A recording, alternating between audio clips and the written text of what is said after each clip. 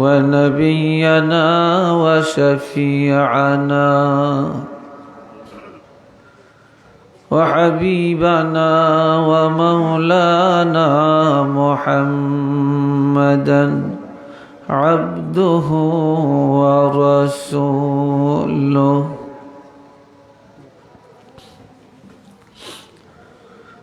الذي أرسله بالحق بشيرا ونذيرا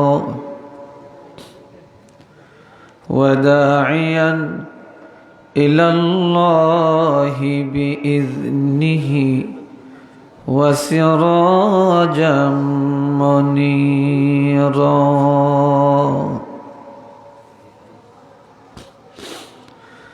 أما بعد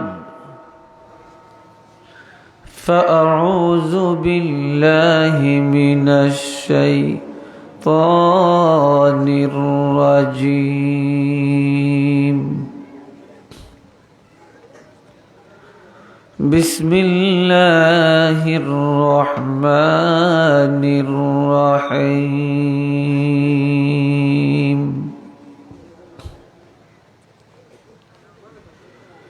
يا أيها الذين آمنوا استعينوا بالصبر والصلاة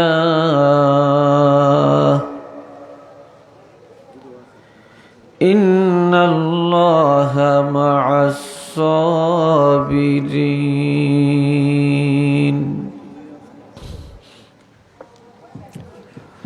صدق الله العظيم وصدق رسوله النبي الكريم.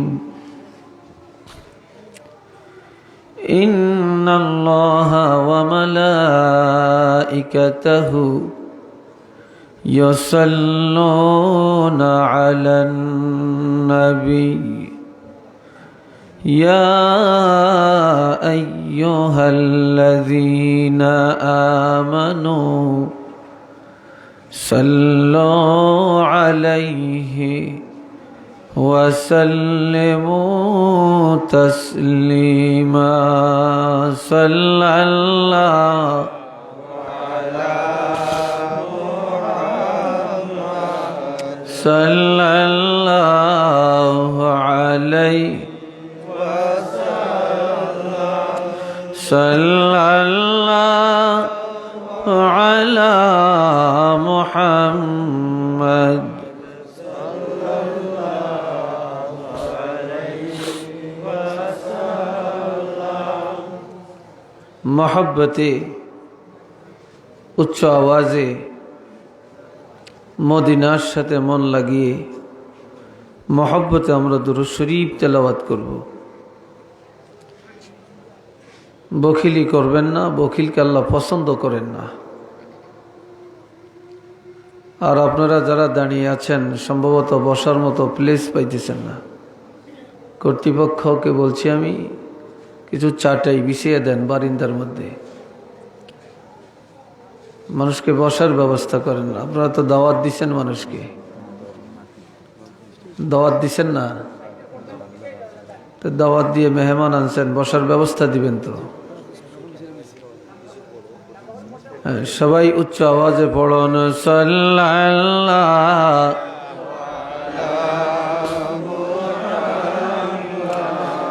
সাল্লাল্লাহু আলাইহি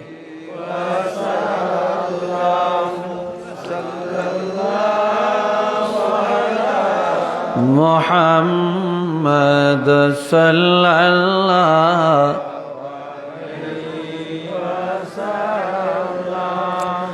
بلغ العلا بكماله كشف الدجى بجماله حسنت جميع خصاله صلوا عليه وآله.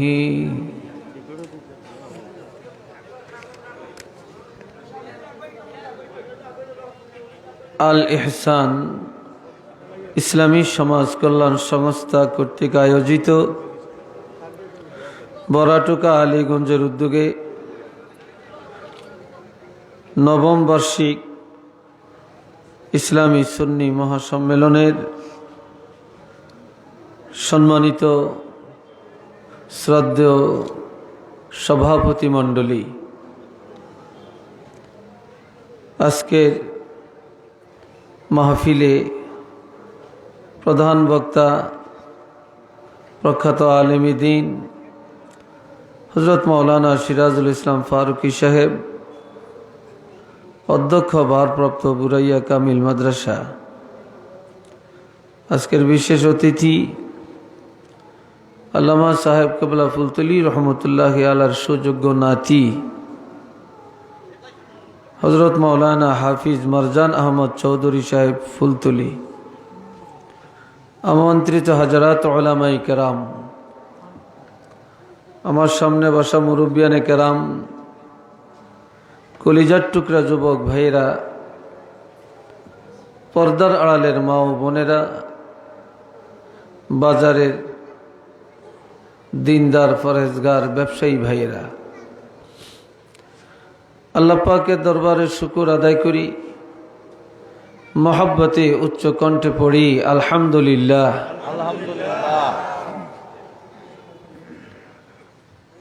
আল্লাহ পাক এশান নামাজের পরে এদেশের হাজারো লাখো মানুষের কাছ থেকে পছন্দ করে আল্লাহর পছন্দের কতগুলো বান্দাকে, নবী প্রেমিক আশিকে রাসূলদেরকে আজকের এই বেহেশতের বাগানে বসার তৌফিক দান করেছেন।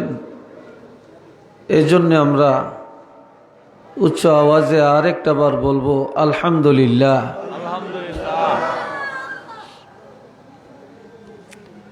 আমিও আপনাদের কাছে আসতে পেরে নিজকে গর্বিত ভাবছি, মহান আল্লাহ পাকের দরবারে শুকর আদায় করছি আলহামদুলিল্লাহ।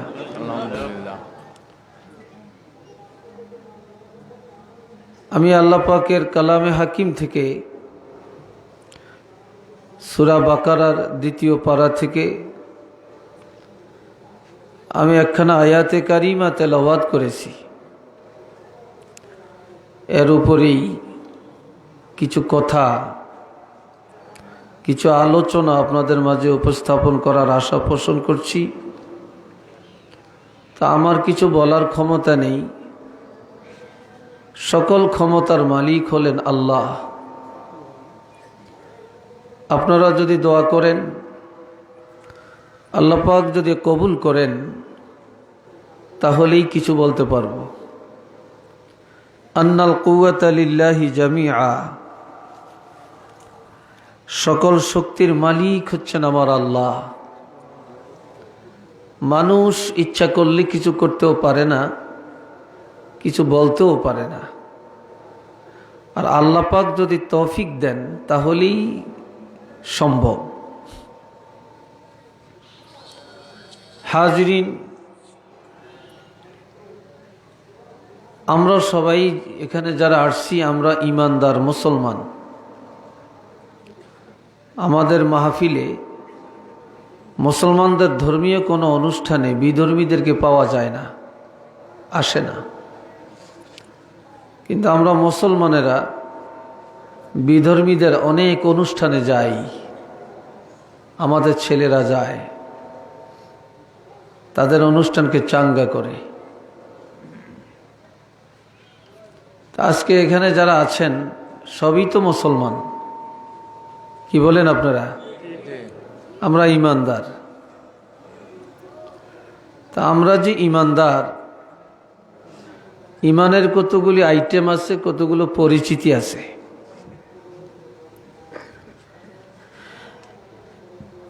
এর মধ্যে ঈমানের দুই একটা পরিচয় নিয়ে আমি আলোচনা করব, সবগুলো নিয়ে আলোচনা করা সম্ভব না।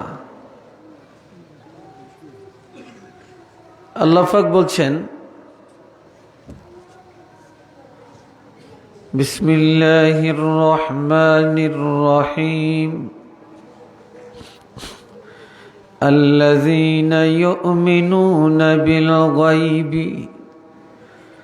ويقيمون الصلاة ومما رزقناهم ينفقون।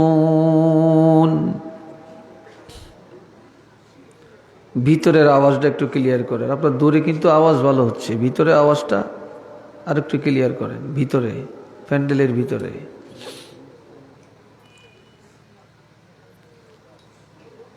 আমার আল্লাহ পাক বলেন, তারাই হলেন মোমেন যারা অদৃশ্যকে বিশ্বাস করে।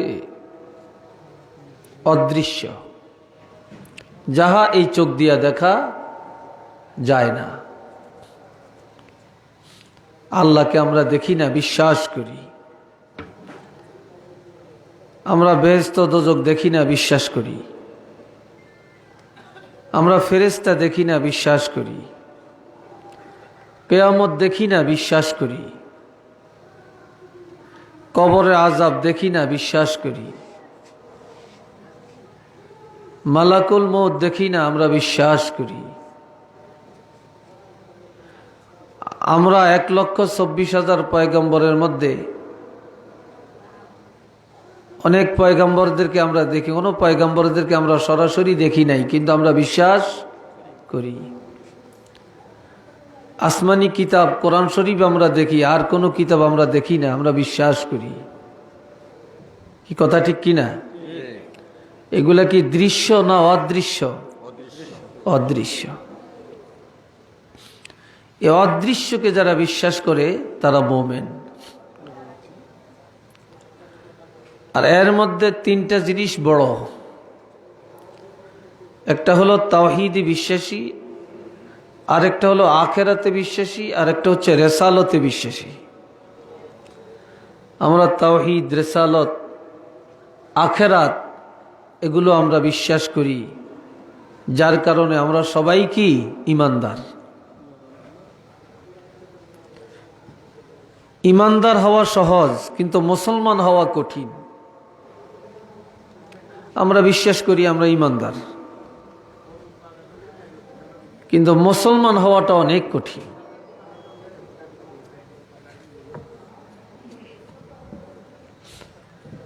এখন একজন ঈমানদারের মুসলমান দাবি করার জন্য, খাঁটি মুসলমান হওয়ার জন্য, খাঁটি ঈমানের পরিচয় দেওয়ার জন্য দ্বিতীয় আরেকটা বিষয় আছে, সেটা হচ্ছে ওয়ায়াকিমুনাস সালাহ। তারাই হলেন ঈমানদার যারা নামাজ কায়েম করে। কি কায়েম করেন? নামাজ। একটা আওয়াজ দিয়ে বলবেন না? নামাজ। ঘুমাচ্ছেন নাকি আপনারা? কি কায়েম করে? নামাজ কায়েম করে। আমার তো ধারণা এখানে যত মানুষ এখন ওয়াজ শোনার জন্য আসছেন, এর মধ্যে অর্ধেক মানুষ এশার নামাজ পড়ছেন, আর অর্ধেকই পড়েন না। কি কথা আমি ঠিক বলছি কিনা জানি না। এবং নিয়ত করছেন চাঁদপুরি হুজুর আসলে ওয়াজ শুনবো, কিন্তু নামাজ পড়তাম না।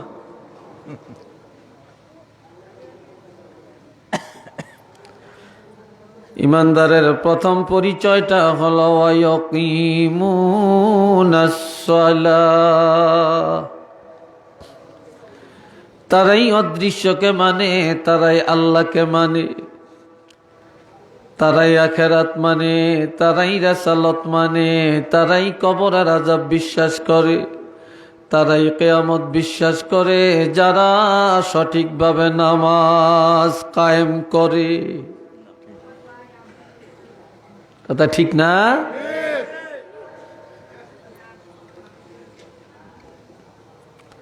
قال رسول الله صلى الله عليه وسلم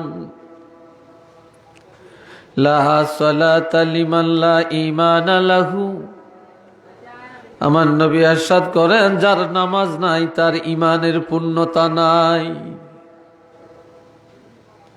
যাদের মধ্যে নামাজের পূর্ণতা আছে তাদের মধ্যে ঈমানের পূর্ণতা আছে, কারণ নামাজই ঈমানের পূর্ণতা সম্পূরক। وَمِمَّا رَزَقْنَاهُمْ يُنْفِقُونَ তারাই হলেন মুমিন যারা আল্লাহর পথে খরচ করে। এই যে মাহফিল, একটা অর্থ ব্যয় হইতেছে, এটা নেক কাজে হইতেছে না? যারা মসজিদ মাদ্রাসা বানায়, একটা নেক কাজে অর্থ ব্যয় হচ্ছে। আপনার এই ফটোগুলো উঠে এমন করতেছেন কেন? কি প্রয়োজনটা আপনাদের? বলেন, কি করতে কি জন্য এটা করেন?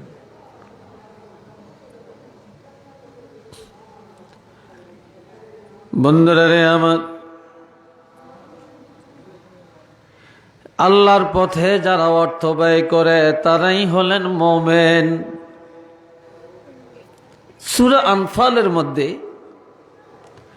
আল্লাহ আরো 5টা গুণ বর্ণনা করছেন।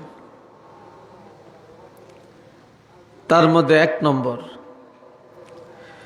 ইন্নামাল মুমিনুনা আল্লাযীনা ইযা যুকিরাল্লাহু ওয়াজিলাত কুলুবুহুম। নিশ্চয়ই যারা মুমিন বা মুমিনগণ যখন আল্লাহর জিকির করে, মুমিনের কাছে যখন জিকির করা হয়, আল্লাহর কথাগুলি বলা হয়, কোরআন হাদিসের কথা উপস্থাপন করা হয়, যারা ঈমানদার তখন তাদের অন্তর আল্লাহর ভয়ে নরম হয়। ঈমানদারের দিল নরম হয়ে যায়, অন্তরের মধ্যে রহমতের ঢেউ শুরু হয়ে যায়। আমার দিকে চান, বাচ্চা করে হাঁটতে দিবেন না। আমি আবার এটা খুব কম পছন্দ করি। আমার সামনে হাঁটাহাঁটি কেউ করবে, এটা আমি ভালো পাই না।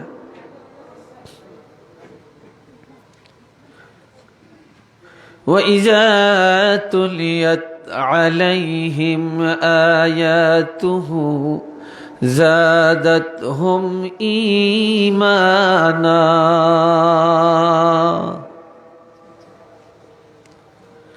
মুমিনের পরিচয়, মুমিনের কাছে যখন কোরআন তেলাওয়াত হয় বা ঈমানদারেরা যখন কোরআন শরীফ তেলাওয়াত করে, ঈমানদারের ঈমান তাজা হয়ে যায়, ঈমান বেড়ে যায়। ঈমান বেড়ে যায়, এই কথার অর্থ হলো ঈমানের মজা আমলের মধ্যে পাওয়া যায়। আরো আসতে বলেন সুবহানাল্লাহ। বাড়িতে যাইয়া জাক্কুর দিয়া আওয়াজ দিয়া একসাথে কইেন, এখন আর শক্তি ফালিয়া লাভ আসেনি।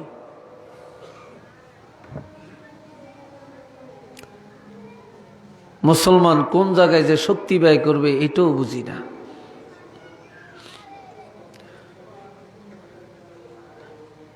وعلى ربهم يتوكلون।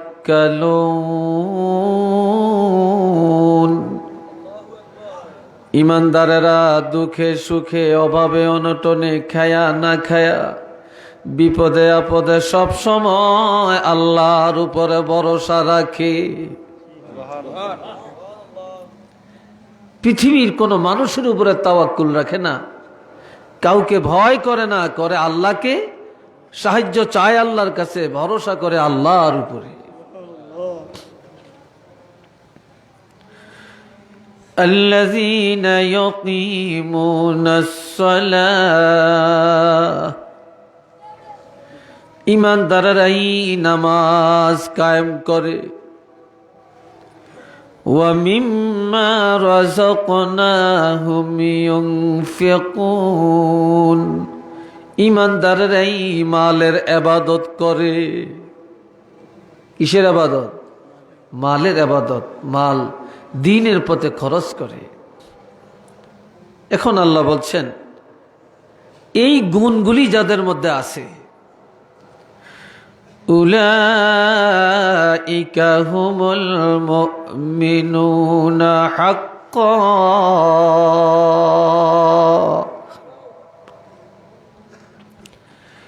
এই সব গুণাবলী যাদের মধ্যে আছে তারা খাঁটি মোমেন, তারা নির্ভেজাল মোমেন, তাদের ঈমানের মধ্যে কোনো ভেজাল নাই। এই জাতীয় ঈমানদার যারা, আল্লাহ পুরস্কার ঘোষণা দিলেন মোমেনের জন্য। আল্লাহর পক্ষ থেকে আল্লাহ পুরস্কার ঘোষণা করছেন। লাহুম দারাজাতুন ইনদা রাব্বিহিম ওয়া মাগফিরাতুন ওয়া রিজকুন কারীম।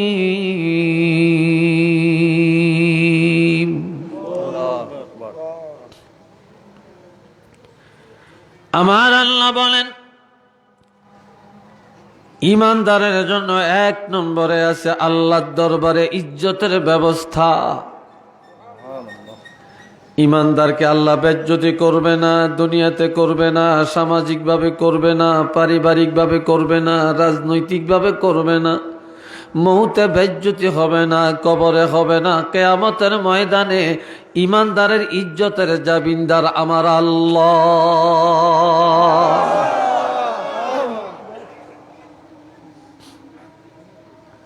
আল্লাহ গ্যারান্টি দিছেন, ঈমানদারের ইজ্জতের জিম্মাদারি আল্লাহ নিয়ে গেছেন।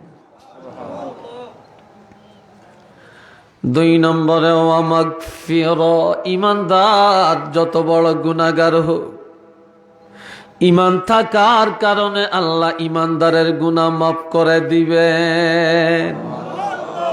ঈমানদারের জন্য আল্লাহর দরবারে আছে ক্ষমার ব্যবস্থা।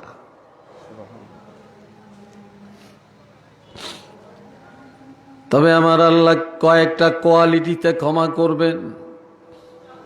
গুনাহ ছাড়া কি কোনো মানুষ আছেন? চিল্লিয়ে বলেন আছেন? কোনো মানুষ তো নাই। গুনাহ ছিল না আমার নবীর, গুনাহ ছিল না কোনো নবীদের।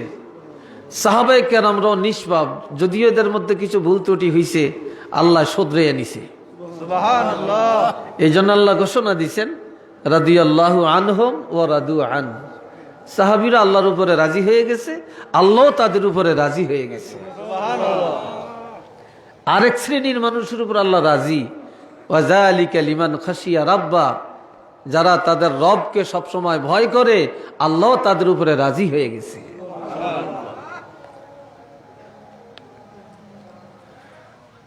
প্রথমত নেক আমলের দ্বারা আল্লাহ গুনাহ মাফ করেন। যতগুলি নেক আমল ঈমানদারেরা করবে, প্রত্যেকটা নেক আমলের দ্বারা গুনাহ মাফ হয়ে যায়। 2 নম্বরে মুসিবতের কারণে গুনাহ মাফ হয়। 3 নম্বরে তওবার কারণে গুনাহ মাফ হয়। 4 নম্বরে রোগের কারণে গুনাহ মাফ হয়। উম্মতে মুহাম্মদীর বিভিন্ন রোগ হয় না, এই রোগের কারণে কি হয়? গুনাহ মাফ হয়ে যায়। 3 নম্বরে ওয়ারিজকুন কারীম, ঈমানদারের জন্য আছে আল্লাহর পক্ষ থেকে হালাল এবং ইজ্জতি রিজিকের ব্যবস্থা, সম্মানজনক রিজিকের ফয়সালা। এর অর্থ হালাল রিজিক। যাদের ঈমান আছে তারা সুদ খাবে না, যাদের ঈমান আছে তারা ঘুষের আড্ডায় যাবে না, যাদের ঈমান আছে তারা জুলুম করতে পারে না, যাদের ঈমান আছে তারা অন্যায়ভাবে কারো সম্পদ ভক্ষণ করতে পারে না। কেননা ঈমানদার হারাম পথে যায় না, ঈমানদারের হালাল রিজিকের ফয়সালা আল্লাহর পক্ষ থেকে হয়ে যায়।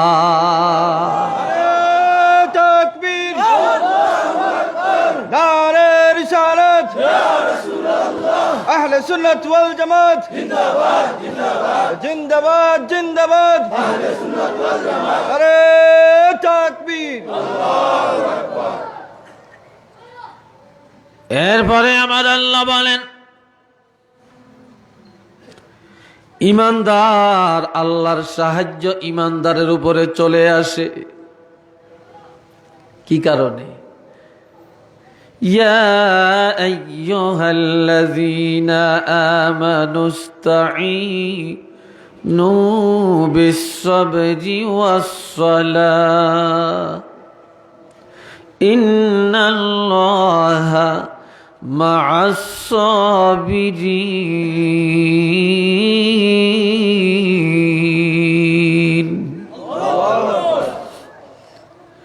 ও দুনিয়ার ইমানদারেরা, আমি আল্লাহর কাছে হাত পেতে সাহায্য চাওয়া লাগবে না রে। তবে হাত পেতে সাহায্য চাইবা, তার চাইতে সাহায্য চাওয়ার বড় মাধ্যম হলো দুইটা। ইস্তাঈনু বিস-সাবরি ওয়াস-সালাহ, ধৈর্য আর নামাজের মাধ্যমে সাহায্য প্রার্থনা করো। ইমানদারেরা ধৈর্যের সাথে যখন ইবাদত করবে, ধৈর্যের সাথে যখন ওয়াজ শুনবে, ধৈর্যের সাথে যখন ইলম শিখবে, ধৈর্যের সাথে যখন নামাজ আদায় করবে, এই ধৈর্যের সাথে নামাজ আদায় করার কারণে, ধৈর্যের সাথে ইবাদত করার কারণে আল্লাহ পাকের সাহায্যের দরজা খুলে দেওয়া হবে। একটু মারহাবা বলেন, আলহামদুলিল্লাহ।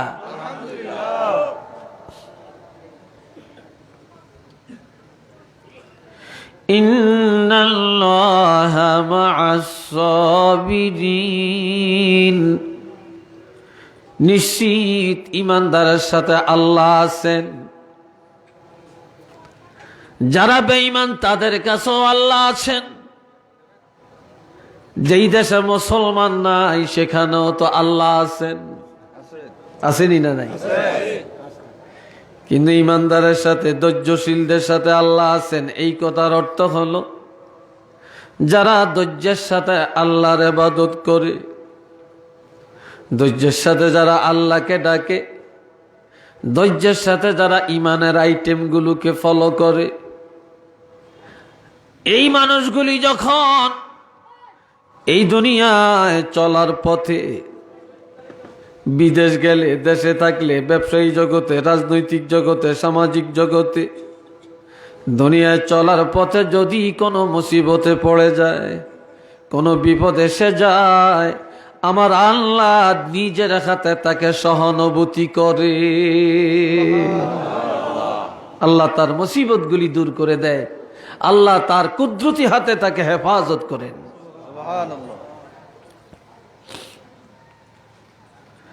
এই জন্য ইমানের প্রথম পরিচয়টা হলো নামাজ।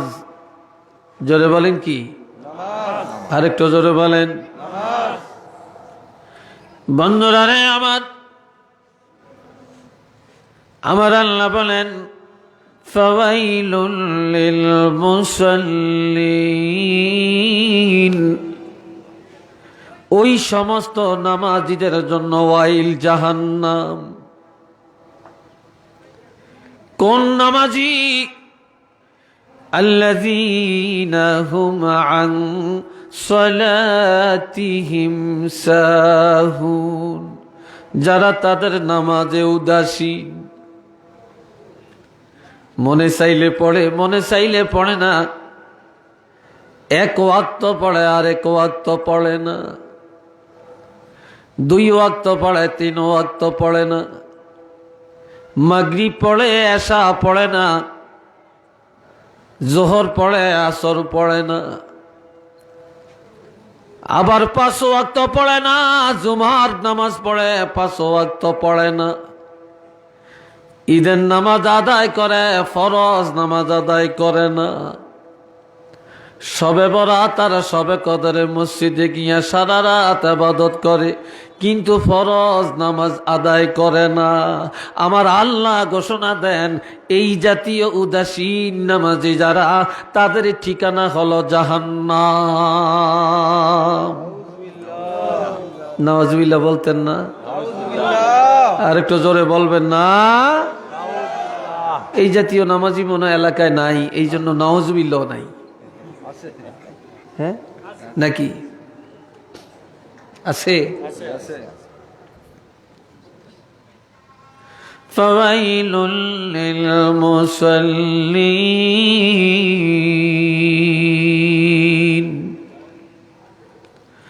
উদাসীন নামাজি যারা,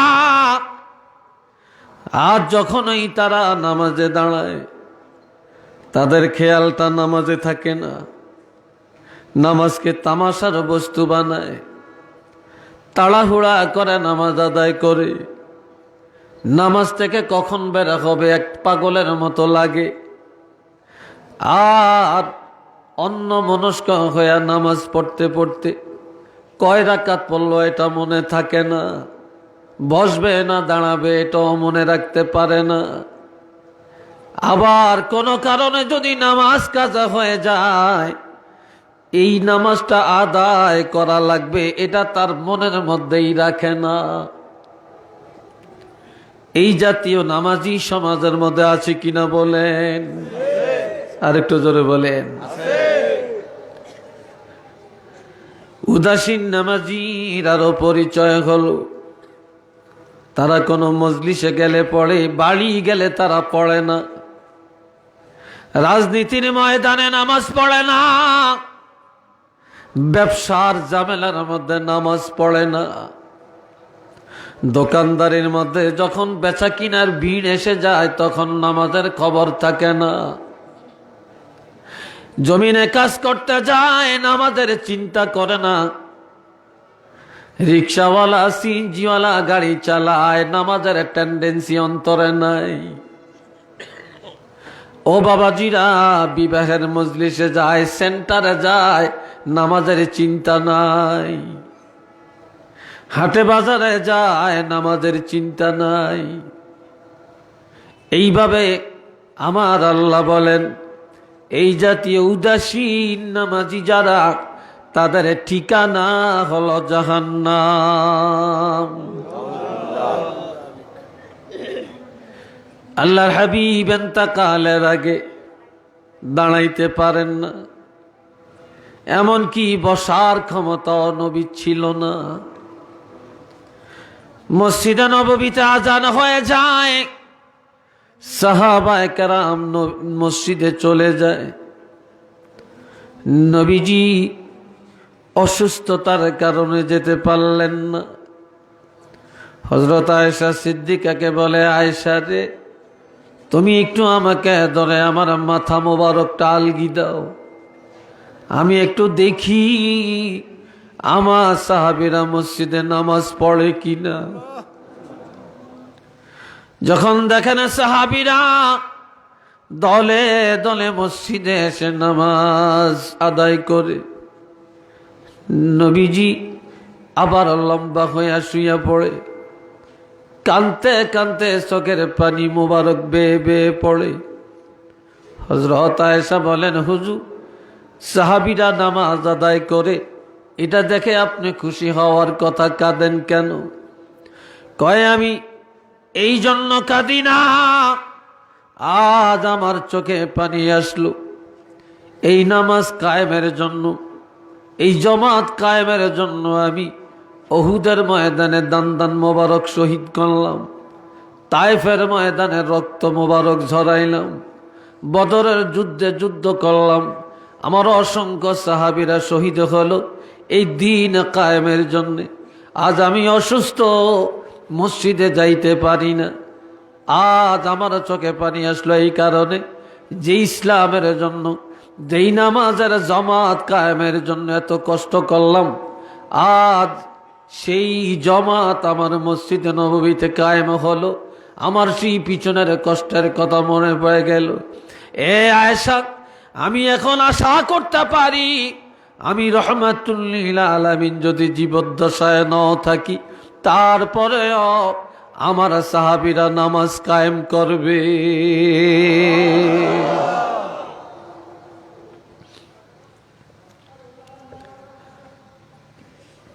আরে কিতাবে আসছে, আমার নবীজি ইন্তেকালের আগে দুইজন সাহাবীর কাঁধে ভর করে করে মসজিদে গিয়া নামাজ আদায় করে। এ মুসলমান, এত সুন্দর মসজিদ, টাইস করা মৌজাক করা মসজিদ, এক একটা মসজিদ এত সুন্দর, কিন্তু মুসল্লির অবস্থা ভালো না। শুক্রবার ছাড়া একদিনও মসজিদ পুরে না। কথা ঠিক নি? কথা ঠিক কিনা?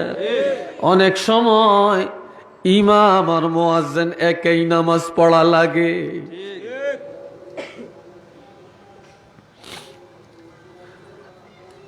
এই জন্য বাবাজিরা রে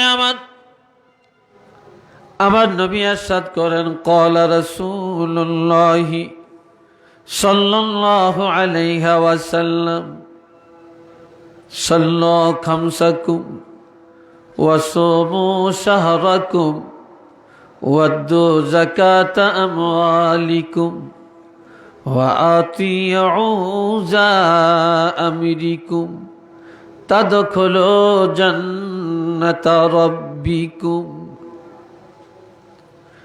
ও ইমানদার মুসলমানেরা রে, নবী ইরশাদ করেন, তোমরা 5 ওয়াক্ত নামাজ নিয়মিত আদায় করো, রমজানের রোজা সঠিকভাবে পালন করো, যাকাতের উপযুক্ত হলে, হকদার হলে যাকাত প্রদান করো, আর রাষ্ট্র প্রধানের নিয়ম নীতি মেনে চলো যদি সে মুসলমান হয়। দেশে যদি ইসলামের নিয়ম নীতিতে দেশ চলে, আর তা না হলে উলামায়ে কেরাম, আউলিয়ায়ে কেরাম তোমাদেরকে যেভাবে কোরআন হাদিসের নির্দেশ প্রদান করে, এগুলা দিলের কানে শুনে বাড়ি গিয়ে তোমরা আমল করো। আমি রাসূল বললাম, তাদখুলু জান্নাতা রাব্বিকুম, আর কোনো বাধা থাকবে না, সরাসরি তোমাদের প্রভুর জান্নাতে চলে যাবে। উচ্চ আওয়াজে বলেন না সুবহানাল্লাহ।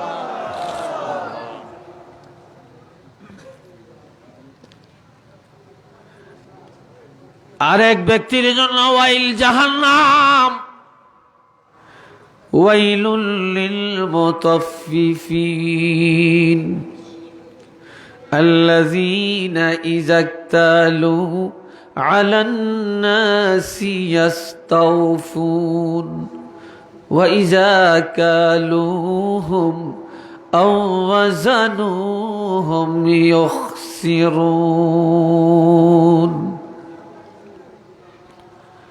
ওই সমস্ত ব্যবসায়ী যারা দোকানদারি করে, যারা ব্যবসা করে, হালাল ব্যবসা, এই হালাল ব্যবসাটাকে হারাম করে ফেলে শুধুমাত্র ওজনের মধ্যে কম বেশি করার কারণে। এই জন্য আমার আল্লাহ বলেন, ওই জাতীয় ব্যবসায়ী যারা, তারা জাহান্নামী, যারা লওয়ার সময় বেশি লয়, দেওয়ার সময় কম দেয়। ওজনের মধ্যে যারা চুরি করে, ওজনের মধ্যে কম বেশি করে, লওয়ার সময় ভালোটা লয়, অন্যের কাছে দেওয়ার সময় পচাটাও মিশাইয়া দেয়, খারাপটাও মিশাইয়া ভালোটা চালাইয়া দেয়। এই জাতীয় ব্যবসায়ী যারা, আমার আল্লাহর কোরআন বলছে তারা জাহান্নামী। একটু চিল্লিয়া বলেন না নাউযুবিল্লাহ।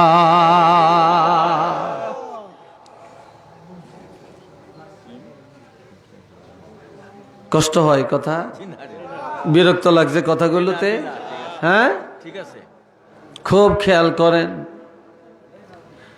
আমার আল্লাহ বলছেন, ওয়া আকিমুল ওয়াজনা বিল কিসতি ওয়া লা তুখসিরুল মিজান। ও ঈমানদারেরা রে, ব্যবসা করো, এটা সুন্নাত।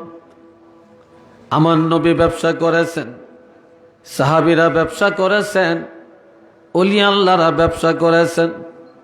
ব্যবসা করা সুন্নত, ব্যবসার টাকাগুলো হালাল, তবে জুলুম করা হারাম।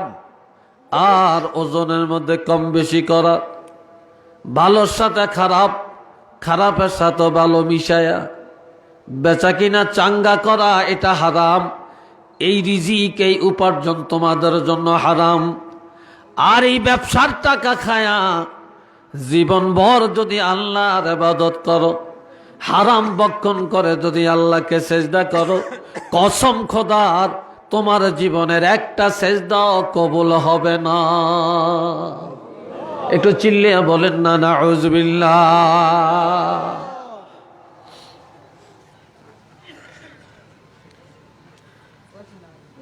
হাজিরিন কেরাম, কথা বলবেন না, কেউ কথা বলবেন না। আমার কথা বুঝেন তো আপনারা? কি কথা বুঝেন? ভাবছিলেন খুব হুজুরে, চাঁদপুরি হুজুর কত ভালো ওয়াজ জানি করে। হ্যাঁ, আমি তো বেশি ভালো জানি না। হ্যাঁ, একটু সবাই দরুদ শরীফ পড়েন। সাল্লাল্লাহ।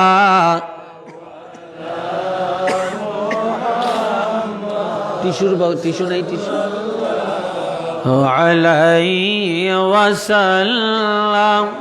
সাল্লাল্লাহ হাদা সাল্লাল্লাহু আলাইহি। সবাই একবার উচ্চ আওয়াজে বলেন আলহামদুলিল্লাহ। আর একটু আওয়াজ দিয়া বলেন। আওয়াজটা এখনো ভালো হয় না, এই জায়গাটা ভূমিকম্পের মতো হয়ে যায় একবার আলহামদুলিল্লাহ বলার সাথে সাথে। সবাই বলেন আলহামদুলিল্লাহ। আল্লাহ বেজার হইছে? একবার যদি আল্লাহ শুকুর আদায় করেন, 8টা জান্নাতের দরজা আল্লাহ পাক খুলে দেন।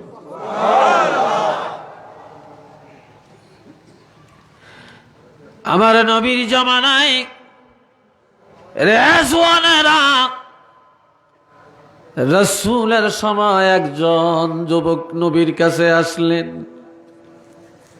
এসে বলেন ইয়া রাসূলাল্লাহ ইন্নী আসাবতু যামবান আযীমা। আমি বিশাল একটা গুনাহ করেছি, ও নবী আমার গুনাহটা কিভাবে আল্লাহ মাফ করবেন? এ সময় আজানের টাইম হয়ে গেল, মুয়াজ্জিন আজান দিলেন, আমার নবীজি ইমামতি করলেন। সাহাবীরা নবীজির পিছনে নামাজ আদায় করেন। ওই গুনাহগার যুবক ছেলেটাও নবীজির পিছনে নামাজ পড়েন। নামাজ পড়ে আবার বলে ইয়া রাসূলুল্লাহ আমার গুনাহটা কিভাবে আল্লাহ ক্ষমা করবেন? তখন আমার নবী বললেন, যুবক রে, তুমি কি আমার সাথে নামাজ পড়ো নাই? বলে পড়েছি। এই নামাজ এমন নামাজ, তুমি যত বড় গুনাহগার হও না কেন, এই নামাজের কারণে আল্লাহ তোমার গুনাহগুলি ক্ষমা করে দিয়েছেন।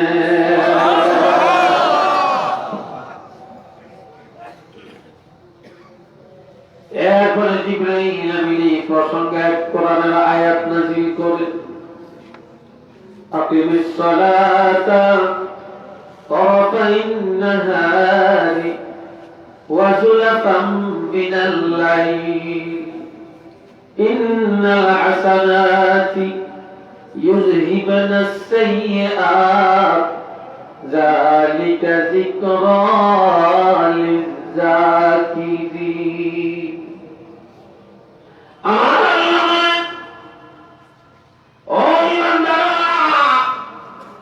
তোমরা দিনের 2 অংশে নামাজ কায়েম করো। দিনের প্রথমে ফজর, দিনের দ্বিতীয় অংশে যোহর আর আসর, রাতের প্রথম অংশে মাগরিব আর এশা। এই 5 ওয়াক্ত নামাজ কায়েম করো, কেননা এই 5 ওয়াক্ত নামাজের মধ্যে যে সওয়াব হবে, কল্যাণ হবে, নেক হবে, তোমাদের আমলের মধ্যে যত গুনাহ থাকবে, এই নামাজের আমলের গুনাহ খাতাগুলো 5 ওয়াক্ত নামাজে দূর করিয়া দিবে।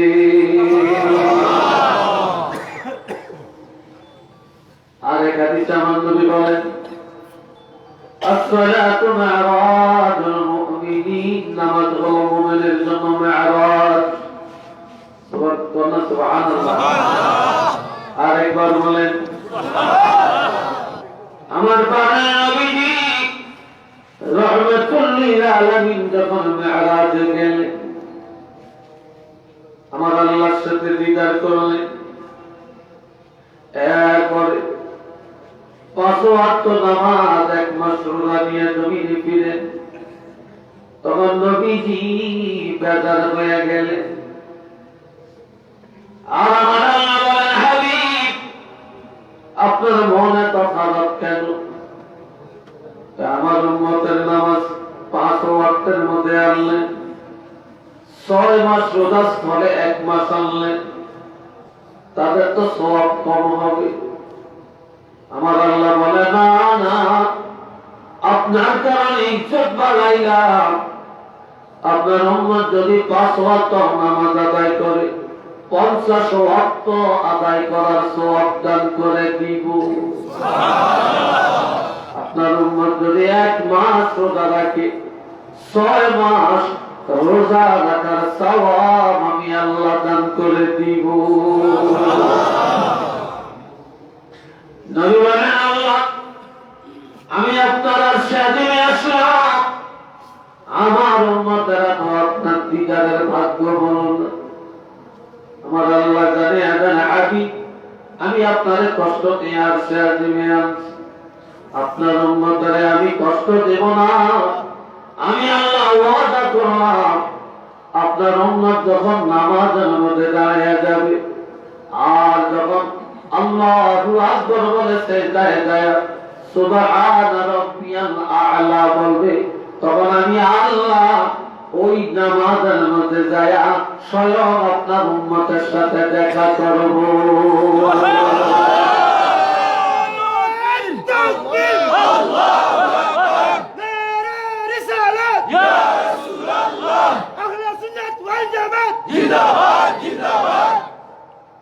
আলহামদুলিল্লাহ।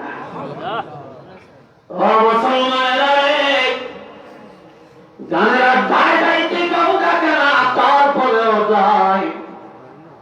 জিনার আড্ডার জন্য দাওয়াত দিতে পারে না, তারপরেও যায়। ঘুষের আড্ডায় কেউ ডাকে না, তারপরেও সাইজা সাইজা সুদ আর ঘুষ খায়। আর দৈনিক 5 বার মুয়াজ্জিন আমাদেরকে ডাকে, হাইয়া আলাস সালাহ, হাইয়া আলাল ফালাহ, নামাজের দিকে আসো, কল্যাণের দিকে আসো। দৈনিক 5 বার ডাকার পরে আমরা মসজিদে যাই না, নামাজের কাছে যাই না, অথচ আমরা সবাই পাক্কা ইমানদার দাবি করি। এই জন্য আমার আল্লাহ বলেন, যালিকা যিকরা লিযযাকিরিন।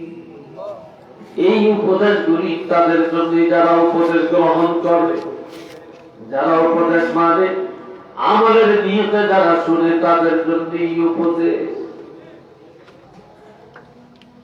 আল্লাহর হাবিবের সাথে قال رسول الله صلى الله عليه وسلم يتعاقبون فيكم ملائكة بالليل وملائكة بالنهار ويجتمعون في صلاة الفجر وصلاة العصر. বিরক্ত লাগছে মনে হয়? বিরক্ত লাগছে? আল্লাহ আপনাদের মাইকলারা আপনারা ভিতরে সাউন্ড বক্স রাখেন কেন? চাইয়ে আল্লাহ ও বাবারা আমার খুব খেয়াল করেন, আমার নবী ارشاد করেন, দিনের বেলা একদল ফেরেশতা আল্লাহ জমিনে পাঠান, আবার রাত্রি বেলায় একদল ফেরেশতা জমিনে আসে। এই 2 দল ফেরেশতা মিলিত হয় আসরের নামাজ আর ফজরের নামাজে। আর একটু জোরে বলতেন না? এক দলে যায় আর এক দলে জমিনে আসে। আমার আল্লাহ জিজ্ঞাসা করে, ফেরেশতা জমিন থেকে আসছো, বান্দাগুলি কি করে? আল্লাহ কি জানেন না? চিল্লিয়ে বলেন, আল্লাহ জানেন না? তারপর আল্লাহ তার ফেরেশতারা যেন বান্দার প্রশংসা করে, ফেরেশতারা যেন বান্দার প্রশংসা করে। ফেরেশতারা বলে আল্লাহ জমিনে যায় না, তোমার অমুক অমুক বান্দাকে ফজরের নামাজে পেয়েছি, আসার টাইমে আসরের নামাজের মধ্যে রেখে আসছি। আরেক দলে বলবে আল্লাহ জমিনে গিয়া আসরের নামাজে পাইছি, আসার টাইমে ফজরের নামাজে রেখে আসছি।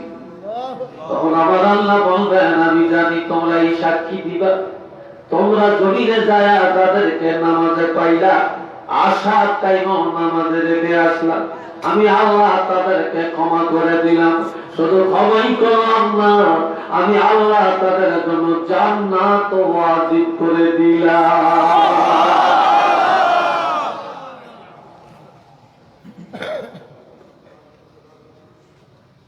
এই জান্নাত قال رسول الله صلى الله عليه وسلم مروا أولادكم بالصلاة وهم أبناء 7 سنين واضربوهم عليها وهم أبناء 10 سنين وفرقوا بينهم في المضاجع أو كما قال عليه الصلاة والسلام. কলিজার টুকরা যুবকেরা শোনো, আমার নবী ইরশাদ করেন ঈমানদারেরা তোমাদের সন্তানের বয়স যখন 7 বছর হবে তখন তোমরা সাথে রেখে রেখে নামাজের প্রশিক্ষণ দিবে, নামাজ শিখাবে। 10 বছর যখন হয়ে যাবে পিটায়া পিটায়া বানিয়া বানিয়া নামাজ পড়াবে।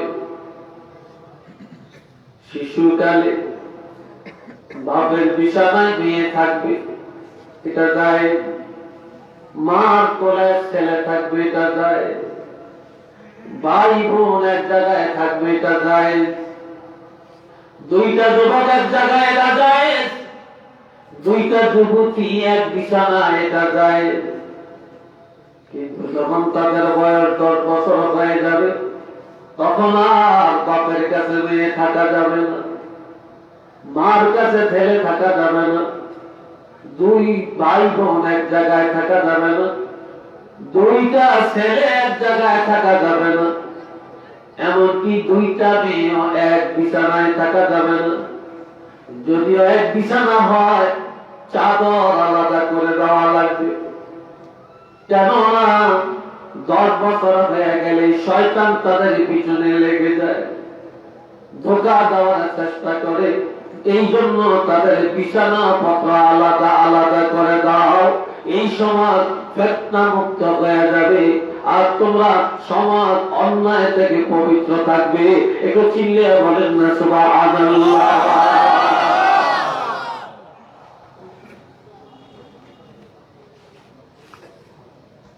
আর 20 বছর হয়ে নামাজ নাই, লন্ডনী ছেলের কাছে নামাজ নাই, বিদেশি ছেলেরা লম্বা লম্বা টাকা মা বাপকে দিলে খুশি হয়, কিন্তু নামাজ না পড়লো কোনো বেজার নাই। কি কথা ঠিক কি না?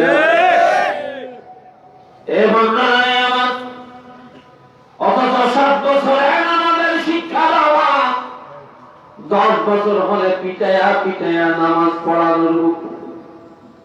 5ম শ্রেণীতে পড়ে কোন মা বাপ নামাজের কথা বলে না, এসএসসি পরীক্ষা দিবে নামাজের কথা বলে না। কত দোকানদার নিজে নামাজ পড়ে তার কর্মচারীকে নামাজের কথা বলে না। কত শিল্পপতি তার কারখানায় চাকরি করে কত বেশি প্রোডাকশন দেওয়া যায় সেই ব্যাপারে খেয়াল রাখে, কিন্তু কর্মচারীরা নামাজ পড়ে কিনা খেয়াল নাই। এই জন্য নামাজিরা 4 জন সাহাবীর সাথে জান্নাতে যাবে। একটু সুবহানাল্লাহ বলেন, জোরে বলেন কয়জন? আরেকটু জোরে। এবার জনের 1 নম্বরে হযরত আবু বকর সিদ্দিক, 2 নম্বরে হযরত ওমর, 3 নম্বরে হযরত ওসমান গনি, 4 নম্বরে হযরত আলী। হযরত আবু বকর হলেন রাষ্ট্রের প্রধান, হযরত ওমর হলেন মন্ত্রী, হযরত ওসমান গনি হলেন ধনী, হযরত আলী হলেন গরিব। এই দুনিয়ার রাষ্ট্র প্রধানেরা যদি জাতির মধ্যে নামাজ কায়েম করে, এই আমাদের ময়দানে হযরত আবু বকর সিদ্দিকের মতো রাষ্ট্র প্রধানের সাথে তারা জান্নাতে যাবে। এই দুনিয়ার মন্ত্রীরা যদি নামাজ কায়েম করে, হযরত ওমর ফারুক রাদিয়াল্লাহু সাথে তারা জান্নাতে যাবে। এই দুনিয়ার কোটিপতিরা, শিল্পপতিরা যদি নামাজ কায়েম করে, তারা হযরত ওসমান গনির মতো ধনী সাহাবীর সাথে জান্নাতে যাবে। এই দুনিয়ার গরিবেরা যদি নামাজ কায়েম করে, রিকশা চালায় নামাজ পড়ে, সিএনজি চালায় নামাজ পড়ে, মাঠে কাজ করে নামাজ পড়ে, দোকানদারি করে নামাজ পড়ে, খেতে খামারে কাজ করে নামাজ পড়ে, এমন গরিবেরা যদি নামাজ কায়েম করে, হযরত আলী রাদিয়াল্লাহু সাথে জান্নাতে যাবে।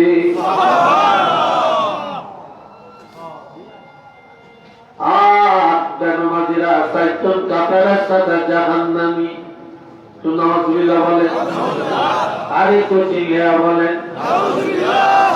1 নম্বরে ফেরাউন কাফের বাদশা, 2 নম্বরে হামান কাফের মন্ত্রী, 3 নম্বরে কারুন কাফেরদের মধ্যে কোটিপতি, 4 নম্বরে উবাই ইবনে খালদ কাফেরদের মধ্যে গরিব।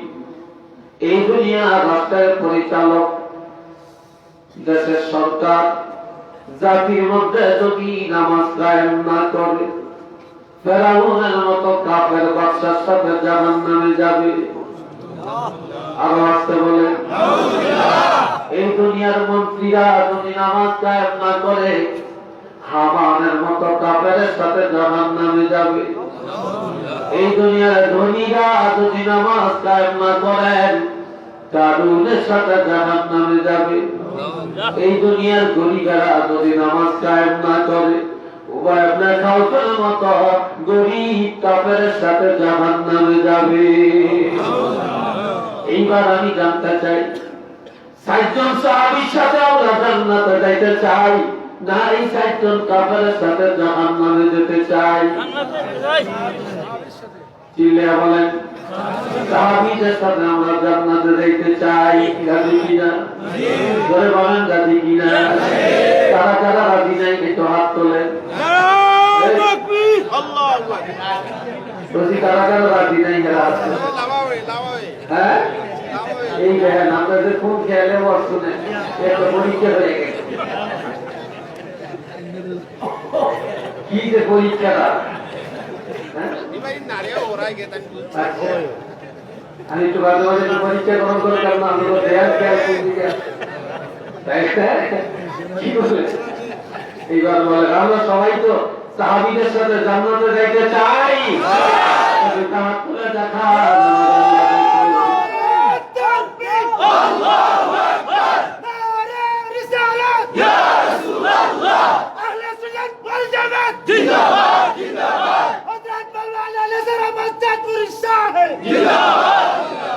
محبت فرن اللهم صل على سيدنا مولانا محمد وعلى آل سيدنا مولانا زر زر اللهم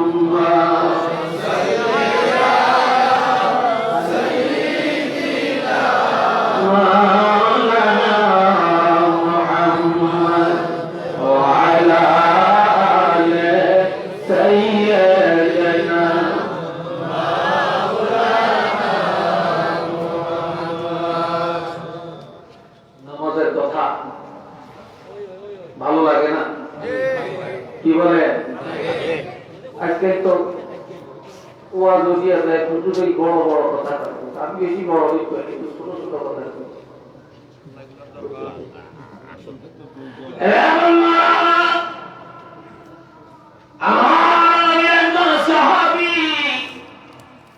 এত গরিব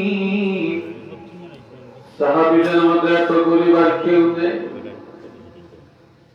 যখন মসজিদে আযান হয় সাহাবী প্রতিদিন নবীজির পিছনে এসে নামাজ আদায় করে দৌড়ায়া দৌড়ায়া আবার আগে আগে বাড়ি চলে যায়। মসজিদে সুন্নত পড়তে সাহাবীরা দেখে না। হযরত আলী রাদিয়াল্লাহু নবীজি খেদমতে আরজ করে, নবী গো আপনার অমুক সাহাবী প্রতিদিন মসজিদে নামাজ আদায় করে, সুন্নত আদায় করতে দেখি না। কিছু মানুষ আছে নামাজ পড়ে সুন্নত পড়ে না, আছে কিনা বলেন? আরো জোরে বলেন আছে কিনা? ইমাম সাহেব সালামটা ফিরায়া দোয়া করতে দেরি, মসজিদ খালি হতে দেরি নাই। কসম আল্লাহ, জীবন ভর আপনি ফরজ করলেন, এই নামাজ আল্লাহর দরবারে কবুল হবে না, হবে না, হবে না। যতক্ষণ সুন্নাত আদায় করবেন তখনই কবুল হবে। জীবন ভর আপনি হজ করলেন, মদিনায় গেলেন না, আপনার হজ কবুল হবে না। যখন এই মদিনায় যাবেন তখনই আল্লাহ কবুল করবেন। মক্কাতে সওয়াব বেশি, মক্কাতে গেলে সওয়াব বেশি পাওয়া যায়, আর মদিনা মুনাফারায় গেলে ক্ষমা পাওয়া যায়। নবীর সুন্নতে আশিক রাসূল, নবীর প্রেম ভালোবাসা আশিক রাসূলের পরিচয়, নবীর সুন্নতের আমল। কথা ঠিক কিনা বলেন? কিসের আমল? সুন্নতের আমল। আমাদের স্যার সিনার সাহেব বলতেন, যারা সুন্নত আদায় করবেন না তারা সিনা আসবেন না, যারা নামাজ পড়বেন না তারা আমার কাছে মুরিদ হবেন না, যারা দাড়ি রাখবেন না তারা আমার কাছে মুরিদ হবেন না, যারা হারাম খাবেন তারা আমাকে হাদিয়া দিবেন না, যারা পর্দা করবেন না এমন মুরিদ আমার প্রয়োজন নাই। আর বাংলাদেশে এমনও বিশ্বাস আছে, মুরিদের নামাজ লাগে না, পর্দা লাগে না, আবার হালাল হারামের তমিজ লাগে না, বিশ্বাসের নিয়ে টাকার বান্ডেল দিলেই মুরিদ জিন্দাবাদ। কথা ঠিক কিনা? মুরিদ জিন্দাবাদ। কিন্তু সাচ্চিনা, জয়পুর, ফুলতলি এইসব বন্ডামি চলে না। কথা ঠিক কিনা? এই দরবারগুলি হক তবে হক।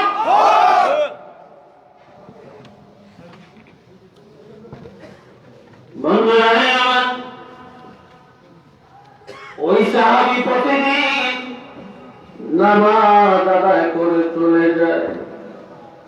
নবী তাকে ডাকাইলেন, ডাকিয়া জিজ্ঞাসা করেন, সাহাবী প্রতিদিন ফরজ আদায় করে চলে যাও, সুন্নাত আদায় করো না কেন?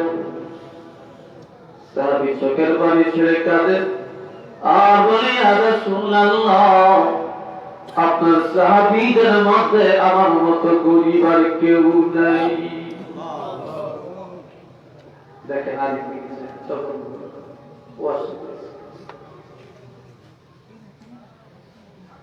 বলে, আমার ঘরের মধ্যে দুইটা গর্ত করে রেখেছি, মসজিদে যখন আযান হয় আমরা স্বামী স্ত্রী দুইজন, ও নবী আমাদের দুইজনের মধ্যে মাত্র একটা কাপড়।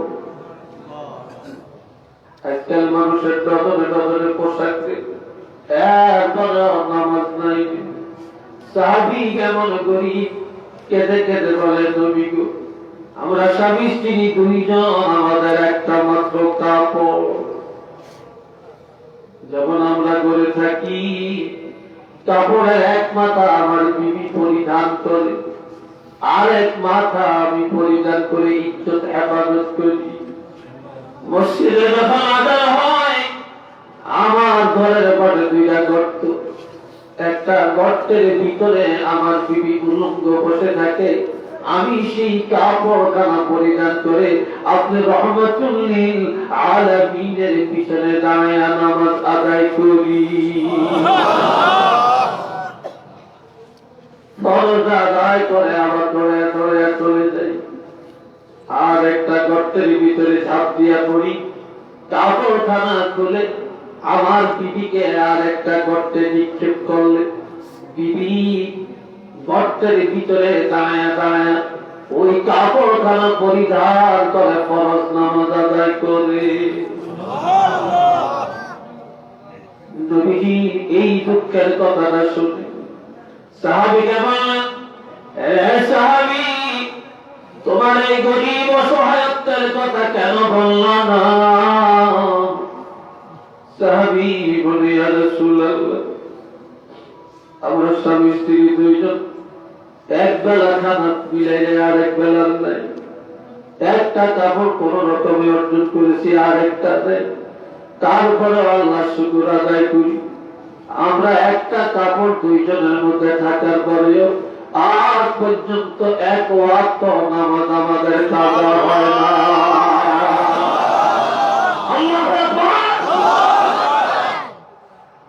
আর ডজনে ডজনে পোশাক থাকার পরেও মানুষ আমাদের কাছে যায় না।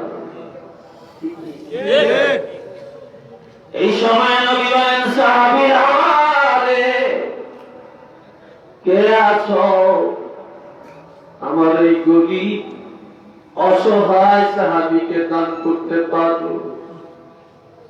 হযরত তালহা রাদিয়াল্লাহু দাঁড়িয়ে গেলেন, বলে, হুজুর, আমি একজন আছি, কি দিবা? বলে, ও নবী, আমার রাইহান নামক একটা ফুলের বাগান আছে, ওই ফলের বাগানটা লিখিত ভাবে আপনি রাসূলকে সাক্ষী করে এই গরীব সাহাবীকে দান করে দিলাম।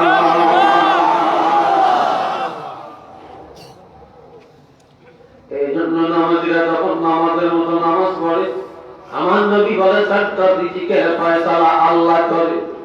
নামাজের রিজিক ডান দিক থেকে আসে, নামাজের রিজিক বাম দিক থেকে আসে, নামাজীদের রিজিক সামনের দিক থেকে আসে, নামাজীদের রিজিক পিছনের দিক থেকে আসে, নামাজীদের রিজিক মাটির থেকে আসে, নামাজীদের রিজিকের ফয়সালা আসমান থেকে আসে। একটু চিল্লিয়ে বলেন না সুবহানাল্লাহ।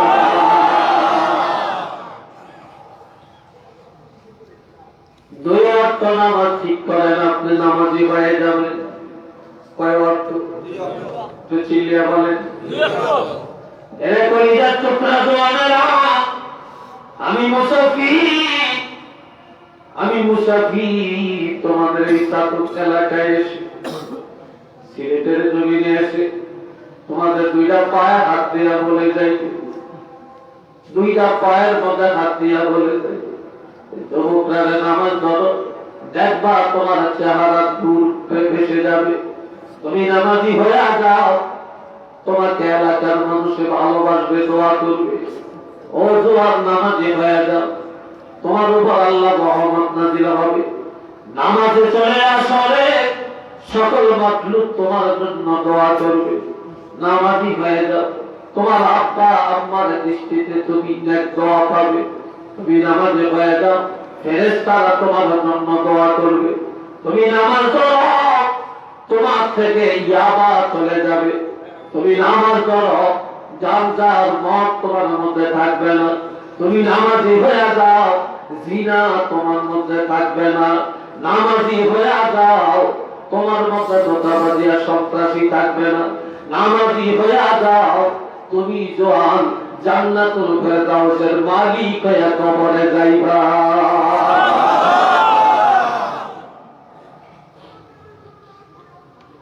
এই জন্য আল্লাহ বলেন, আকিমিস সালাতা লিদুলুকিশ শামসি ইলা গাসাকিল লাইলি ওয়া কুরআনাল ফাজর ইন্না কুরআনাল ফাজরি কানা মাশহুদা। আল্লাহু আকবার। আল্লাহু আকবার। আরে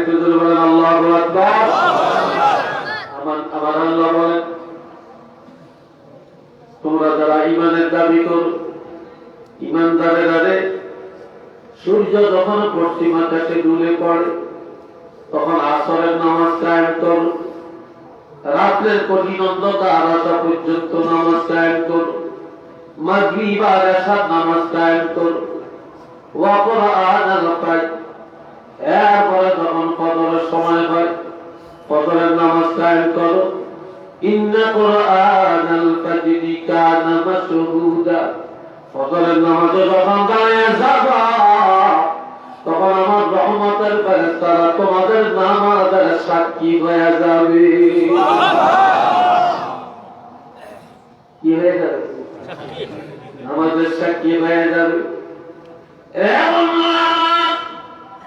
কিভাবে তারা সাক্ষী দিবে?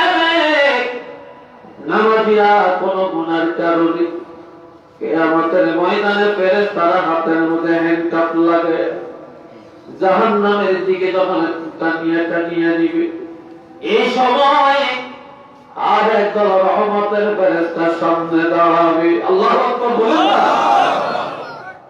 বলবে ভাই ফেরেশতারা এদেরকে কোথায় নিয়ে যাও? পেটের মধ্যে এমন কিছু গুনাহ আছে, এই গুনার কারণে তারা জাহান্নামে যাবে। কয় না, জাহান্নামে তাদেরকে নিও না বলে কেন?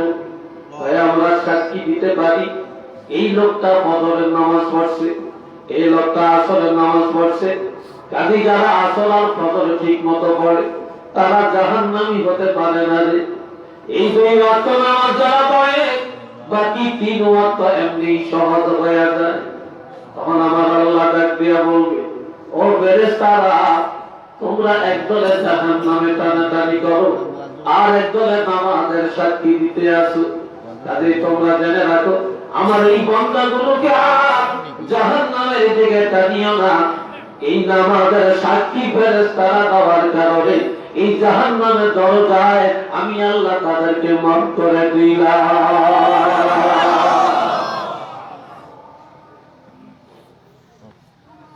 রাজি আছেন নি নামাজ পড়তে? জোরে বলেন। বাবাজিরা একদিন ফজরের সময় নবীজি মসজিদে যাইতে বিলম্ব হয়, সাহাবীরা নবীজির পিছনে নামাজ আদায় করার জন্য দৌড়ে আসলেন, ছুটে আসলেন। নবী আসে না, সবাই মিলে হযরত সিদ্দিক আকবরকে বলে নবীকে জাগায় আনেন। সিদ্দিক আকবর বলে আমি পারবো না, কিভাবে ডাকবো ভাষা জানি না।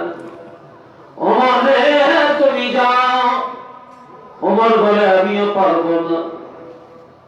এ বেলাল তুমি আযান দিয়ে মানুষের ঘুম থেকে জাগাও, আজকে যাও, ওই দেখো নবী এখনো আসে না। বেলাল রে নবীকে ডেকে আনো। বেলাল হুজরার পাশে গেলেন, কিভাবে ডাকবেন বাসা জানেন না।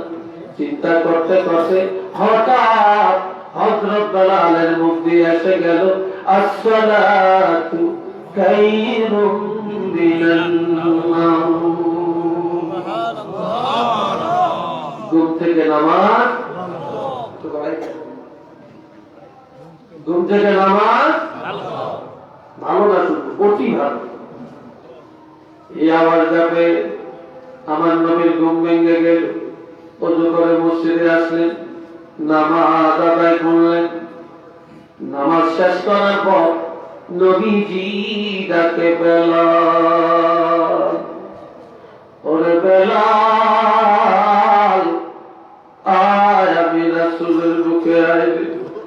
জীবনে অনেক মজার মজার কথা শুনেছি, তবে আজকে এই কথা শোনাইলা এমন মজার কথা আমি রাসূল আর শুনি না।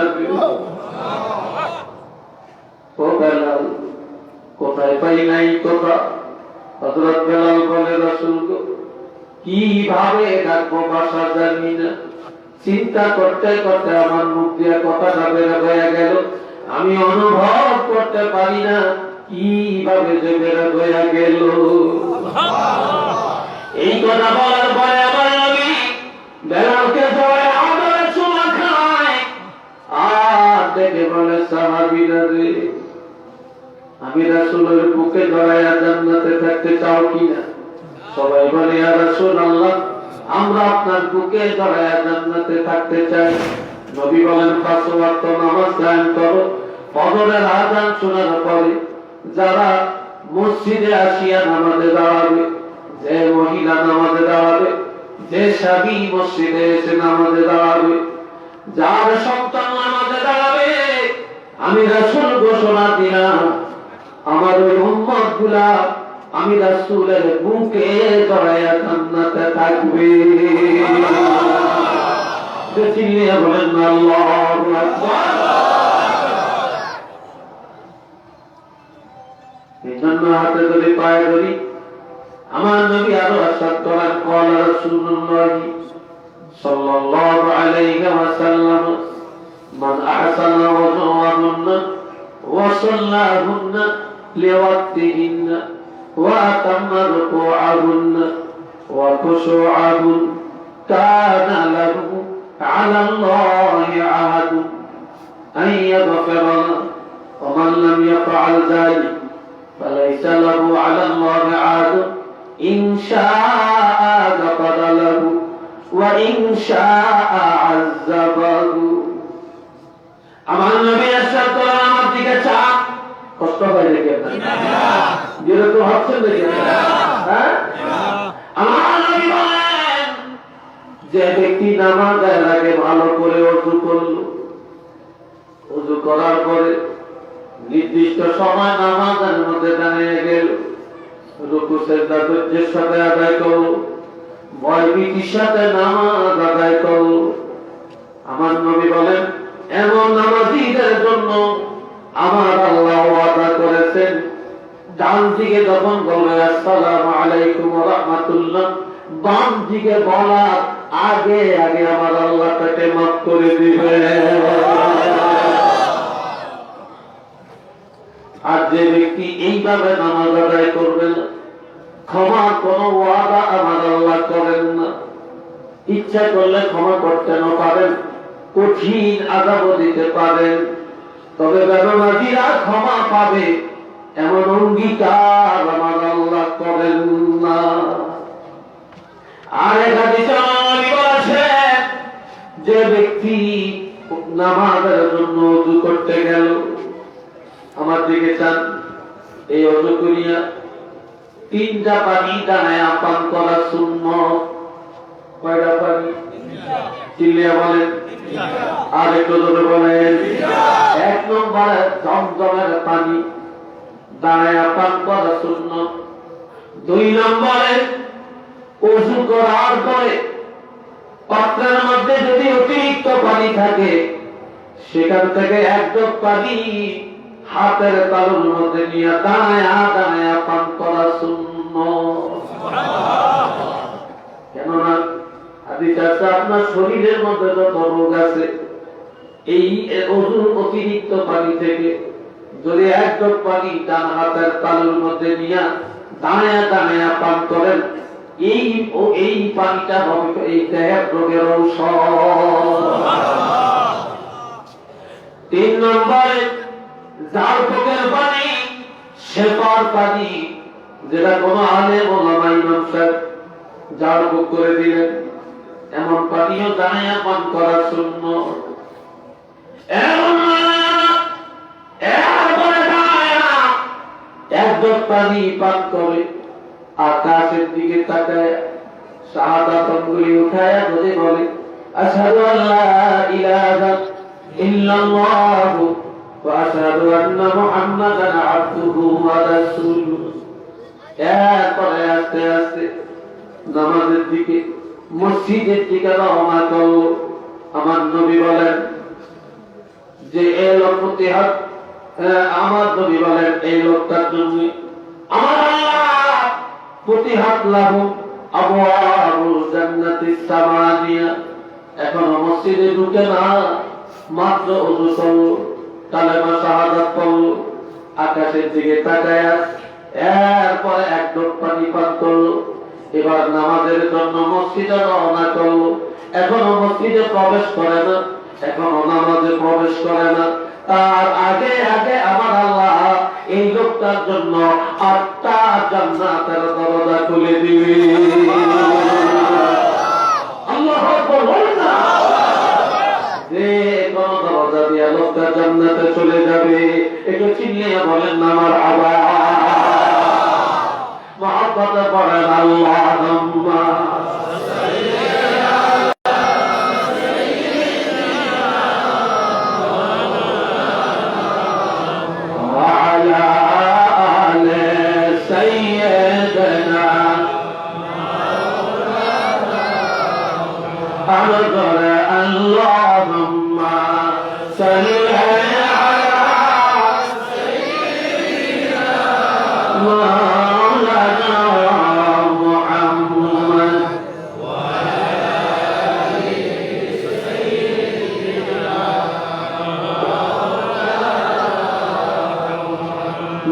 নবীজির আগমনে জগৎ হইল উজালা, মধুর নামে দরুদ পড়ি আমরা আশিক নিরালা। আল্লাহুম্মা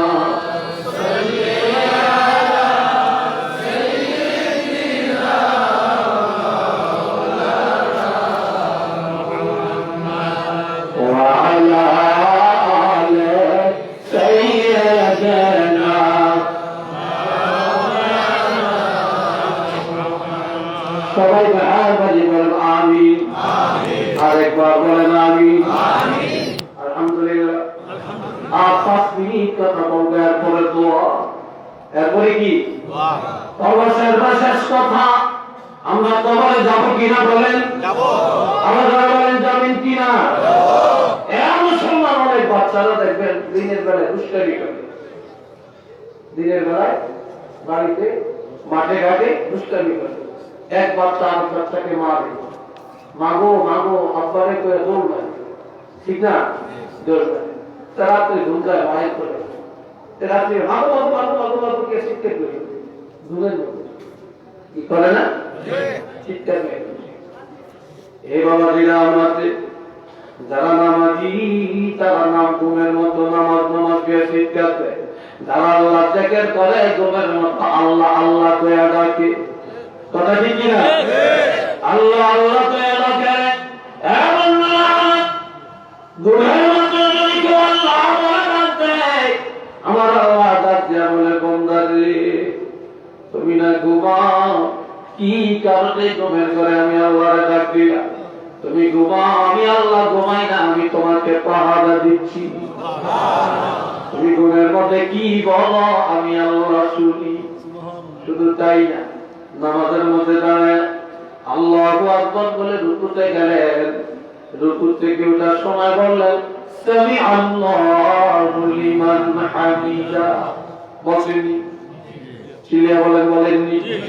এর অর্থ আমার আল্লাহ বলেন সামি আল্লাহু, এর বান্দা তোমরা নামাজে দাঁড়ায়া কিভাবে কেরাত পড়লা, কিভাবে ফাতিহা পড়লা, কিভাবে রুকু দিলা, কিভাবে সিজদা দিলা, সিজদার মধ্যে দেয়া কি বললা, বসার মধ্যে তাহিয়া পড়লা, দুরূদ শরীফ পড়লা, আমি আল্লাহকে কিভাবে ভয় করে নামাজ পড়লা। সামি আল্লাহু, আল্লাহ শুনে, লিমান হামিদা, যে আল্লাহর জন্য দাও প্রশংসা নামাজে দাঁড়িয়ে করছো, তোমরা মনে করিও না যে আল্লাহ শুনে না। আল্লাহ তোমার কাছে, আল্লাহ সব তোমাদের প্রশংসা নিজ কানে শুনে।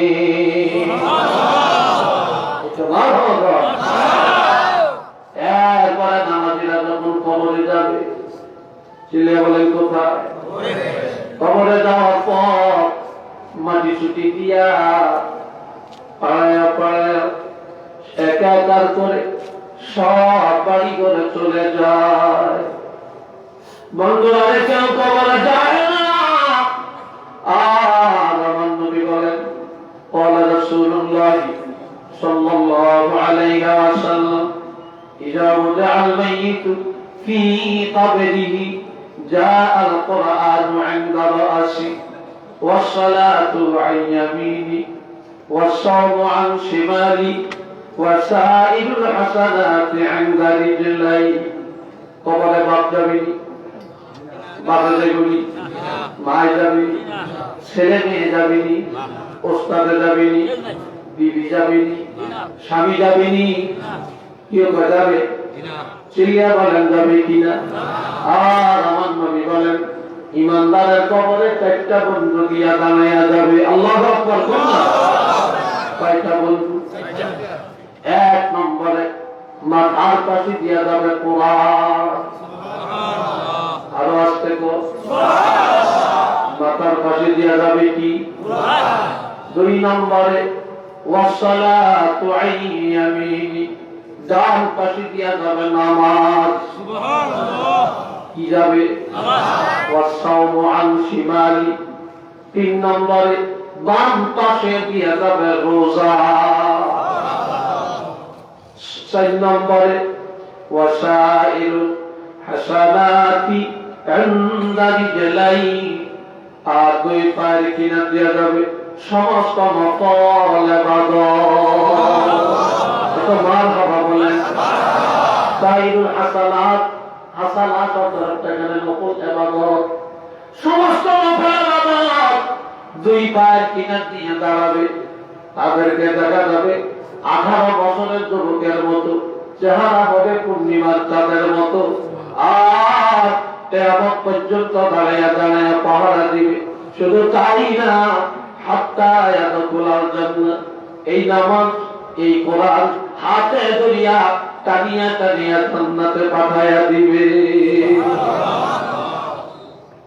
আর এক হাদিসে আছে নামাজীরা কবরে যাওয়ার পর ফেরেশতারা যখন কবরে বসাবে কবরে কি করবে কবরে বসাবে আর এই সময় ঘুমের থেকে যখন উঠে মানুষ চোখটা এইভাবে বসে কি বলে বসে কিনা বিড়লা বিড়লা পড়িয়া যায় ঘুমে ভাঙ্গা পড়ে কবরওয়ালা কবরে ফেরেশতারা বসানোর পরে দুটা চোখ এইভাবে আমার শুধু আইনাই চোখ দুইটা বুঝতে বুঝতে বসবে আর নজর করলে দেখা যাবে কবরের মধ্যে পশ্চিম আকাশে সূর্য ডুবে যায় আসরের নামাজের সময় চলে যায় তখন ফেরেশতারা প্রশ্ন করবে আর ঈমানদার বলবে তোমরা কারা রে যা বলার আমাকে পরে বলবা আমি জীবনে নামাজ কাজা করি না আমি কেন নামাজি না আমি এতক্ষণ ঘুমিয়েছিলাম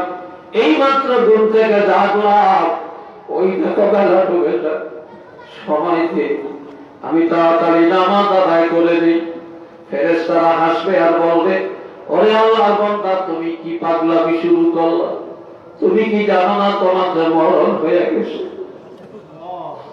তুমি কি জানো না এটা দেখো তুমি কি জানো না দেখো না তোমার মা নাই বাপ নাই ছেলে নাই মেয়ে নেই বিবি নাই স্বামী নাই নাই দুনিয়ার কেউ নেই এটা তুমি কি পাগলামি শুরু করলা এটা কবর এটা নামাজের জায়গা নয় তখন আমার আল্লাহ ডাক দিয়ে আমার ফেরেশতারা রে আমার জীবনটা দুনিয়াতে নামাজ সারে যাবে আর কবরে আসার পরেও তোমাদের কাছে দাবি জানাইলো নামাজ পড়ার জন্য আমার এই বন্দারে নিয়ে তারা ফেসলা করিস না রে আমি আল্লাহ ঘোষণা দিলাম আমার এই নামাজি বন্দা বান্দি কবরের জিম্মাদার আমি আল্লাহ হয়ে গেলাম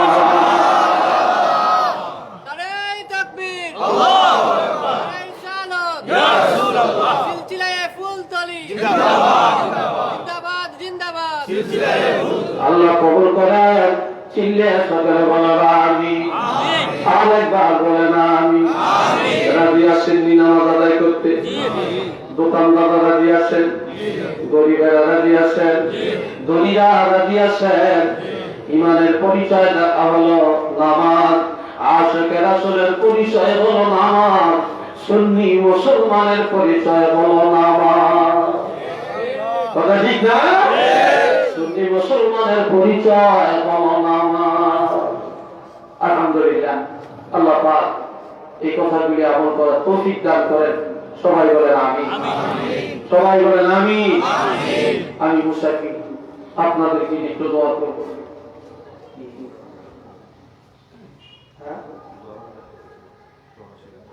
ও আচ্ছা আচ্ছা আমি মুসাফির ভাই এমন শরীরটা ভালো না, অসুস্থ। তারপরেও কি করবো, মানুষের আবদার। সিলেটে আসি না খুব বেশি, মাদ্রাসার যাই। এরপরে দেশে এই সিলেটে অনেক বছর যাওয়ার আসি, মানুষের কিছু আবদার রক্ষা করার জন্য। এরপর রাস্তাঘাটের যে অবস্থা,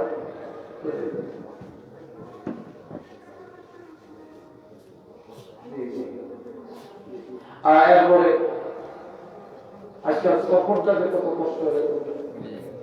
তো যাই হোক, আমার এই কথায় তো কেউ রাগ করে না, আর আমি রাগ করার কথা তো বলি।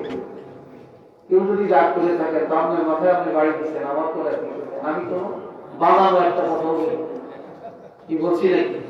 আমি প্রত্যেকটা কথা কোরআন শরীফ এবং হাদিস শরীফ উপস্থাপন করে আমি আপনাদের কাছে বলছি। আমি মন গড়া কোনো হিস্ট্রি, মন গড়া কোনো ইচ্ছা আপনাদের কাছে বলিনি। কি বলেন? বলছি বলিনি।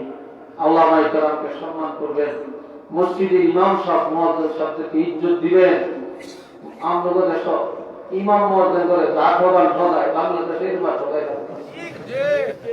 ইমাম মালিক এখন 5,000 টাকা, 3,000 টাকা, 4,000 টাকা, অথচ আপনাদের দেশে এত টাকা, একজনই 10-20,000 টাকা বেতন দিয়ে একজন ইমাম রাখবেন। এই এত ঠগান ঠগায় ঠগায় ইমাম মুয়াজ্জিনদেরকে সম্মান করবেন, ওলামায়ে কেরামকে ইজ্জত দিবেন, আযান দিলে মসজিদে গিয়ে নামাজ পড়বেন, একদিনের বড়তে তাকে সম্মান করবেন, তাহলে আপনি স্নেহ পাবেন। এই জন্য রাসূল বলেছেন, মান লাম ইয়ারহাম সাগীরানা ওয়া লাম ইউওয়াক্কির কাবীরানা ফালাইসা মিন্না। যে সমস্ত যুবকরা মুরব্বিকে শ্রদ্ধা করতে জানে না আর শ্রদ্ধা করিয়া তাদের কাছে স্নেহের পাত্র হইতে পারে না, তারা আমার উম্মত না, উম্মত না, উম্মত না। তো নাউযুবিল্লাহ বলেন না। اللهم صل على سيدنا ومولانا محمد وعلى آله وصحبه وبارك وسلم. اللهم صل على سيدنا ومولانا محمد وعلى آله وصحبه وبارك وسلم. এরপর আল্লাহর ওলি সাহেবুল্লাহ পুতুলি, ওনার সুযোগ্য নাতি, অনেক বড় মাপের আলেম, বয়স কম হইল, আলেম বড়। আলহামদুলিল্লাহ বলনা, বয়স কম হইল, আলেম বড়। এরপরে তুরাইয়া কামিল মাদ্রাসা ভাইস প্রিন্সিপাল, বর্তমান ভারপ্রাপ্ত অধ্যক্ষ, আমার খুব আন্তরিক সুপরিচিত মানুষ, বাহাদুর উলুম, অনেক মুহাক্কিক আলেম, ওনার আলোচনা শুনবেন। তারপরে আল্লামা হযরত মাওলানা মারজান আহমদ চৌধুরী সাহেব, ওনার আলোচনা শুনবেন। এরপরে সর্বশেষ বিলাদ পড়বেন, কিয়াম করবেন, মুনাজাত দিয়ে যাবেন। আমি একটু মুখতাসির দোয়া, আল্লাহুম্মা আমিন। রব্বানা যালামনা আনফুসানা ওয়া ইন লাম তাগফির লানা ওয়া তারহামনা লানাকুনান্না মিনাল খাসিরিন। রব্বুল আলামিন, আয় আল্লাহ, আমি বড় নাখান্দা গুনাহগার। আল্লাহ মুশাফি, ওলামায়ে কেরাম, মসজিদের ইমাম মুয়াজ্জিন, তালিবুল ইলম, হুফাজে কোরআন, হুজ্জাতে কেরাম, যুব সমাজ, মাহফিল কমিটির সদস্য, সভাপতি মণ্ডলী, প্রত্যেকের নিয়ে তোমার দরবারে হাত বাড়াইলাম। মেহেরবানি করে মুনাজাত কবুল করে নিন। রব্বুল আলামিন, আমরা গুনাহগার, জীবনের সব গুনাহ মাফ করে দিন। আল্লাহ সবগুলি কোটি কোটি গুণে বাড়ে আপনার হাবিবের রাদাকে পৌঁছে দিন। সাহাবায়ে কেরাম, শুহাদায়ে কেরাম, মুমিন মুসলমানদের রাদাকে পৌঁছে দিন। আমাদের আব্বা আম্মা, দাদা দাদি, নানা নানি, শ্বশুর শাশুড়ি যারা কবরে, আল্লাহ তাদের কবর জান্নাতের বাগান বানিয়ে দিন। আল্লাহ মাহফিলে যারা আছি আর যারা নাই, সবাইকে আপনি মাফ করে দিন, মনের আশাগুলি পুরা করে দিন, মুসিবত দূর করে দিন, মুশকিলাত আসান করে দিন। যার যত রোগ আছে সুস্থতা দান করেন, করোনা মহামারী থেকে আমাদেরকে হেফাজত করেন। আল্লাহ আমাদের এই বাংলাদেশটাকে করোনা মুক্ত করে দেন। আল্লাহ দেশ বিদেশে, লন্ডনে, আমেরিকাতে, জাপানে, ফ্রান্সে, আল্লাহ কুয়েতে, সৌদি আরবে, দুবাইতে, ওমানে, মালয়েশিয়া সহ সিঙ্গাপুর সহ ইতালি সহ আল্লাহ সারা বিশ্বে আমাদের সন্তানেরা ভাই ভাতিজারা রিজিকের তাওনায় ছড়াইয়া ছিটিয়ে রয়েছে। আল্লাহ মেহেরবানি করে তাদেরকে হেফাজত করে, আল্লাহ তাদের জানমালের নিরাপত্তা দান করেন, করোনা মহামারী থেকে তাদেরকে হেফাজত করে, আল্লাহ তাদের রুজির মধ্যে বরকত দেন। এই মাহফিল যারা কবুল করেন, মাহফিলে যারা আঞ্জাম দিয়েছে আল্লাহ তাদেরকে কবুল করেন, যুব সমাজকে আল্লাহ আপনি কবুল করেন, নামাজি বানিয়ে দেন, দিনদার ফরেজগার বানিয়ে দেন।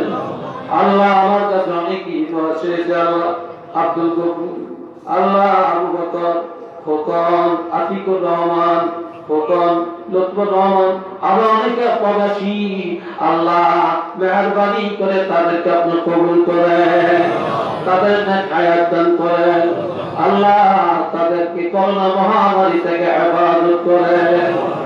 আল্লাহ সভাপতি সাহেবের আব্বা অসুস্থ মারা গেছেন, আল্লাহ ওনার আব্বার কবরটাকে জান্নাতের বাগান বানিয়ে দেন। আমাদের অনেকেরই আপনারাই আল্লাহ আমরা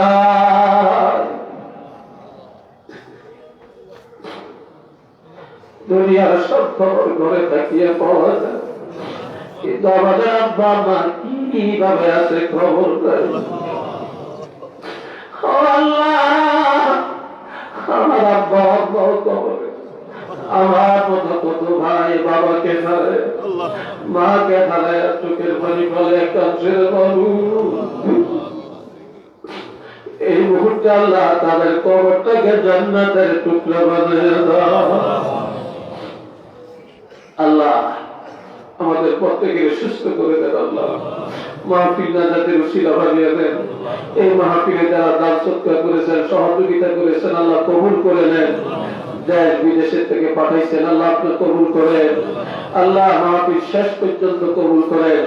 যত ওলামায়ে কেরাম আলোচনা করেছেন, করবেন, আল্লাহ প্রত্যেকরা কবুল করেন, আমাকেও কবুল করেন। আল্লাহ পথে ঘাটে আসা যাওয়ার আপনার কুদরতি হাতে হেফাজত করেন।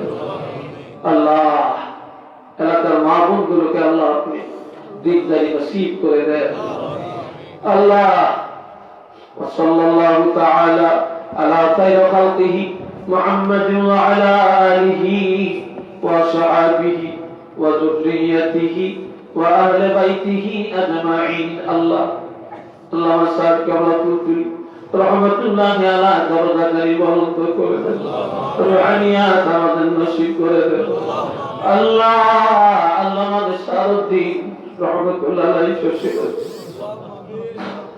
আল্লাহ মুজাদ্দিদ জামানুদ্দিন মাওলানা আবু সালেহ রহমতুল্লাহি আলাইহি দরজা বলন্ত করে দেন, ওদের রুহানিয়াত আমাদের নসিব করে দিন। আল্লাহ আল্লাহ سبحان ربك رب العزة عما يصفون وسلام على المرسلين والحمد لله رب العالمين. آمين.